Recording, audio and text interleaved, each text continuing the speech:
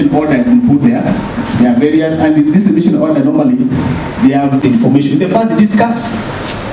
The employer, you are the boss. You are unamwajiri, so asking the things.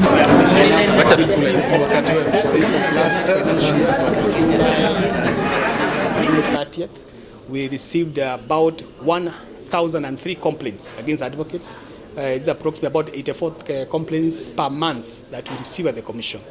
And this year we have received up to, from July up to 30th March, that first March, we have received about over 600 complaints. We also have filed many matters before the Advocates Disciplinary Committee. Last financial year we filed 212 complaints against advocates at the Disciplinary Committee. We also, for this financial year, from July to 31st of March, we have filed 114 fresh charges against advocates at the Advocates Committee. And in respect of the process of trying to bring the advocate and client together, we have conducted this financial year over 200 matters. We have submitted to ADR, Alternative Dispute Resolution Mechanisms, to try and bring the advocate and the client together.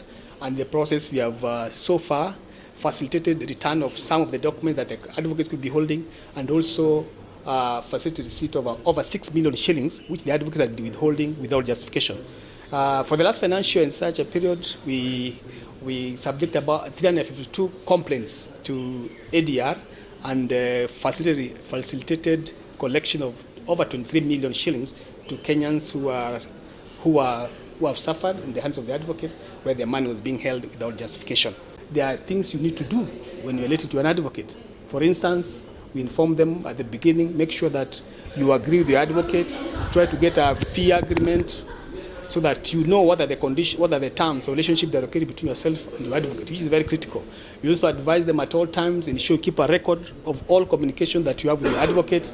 Advise your advocate to give you any communication that issues out there, so you have a copy. So basically, have always at all times have a file, a separate file for all your case, your matter before the advocate, so that at the end of the day, if the issue arises, you are able to support your case. And actually, most people didn't know that they need to know that information, and they didn't know that active advocates, some are inactive.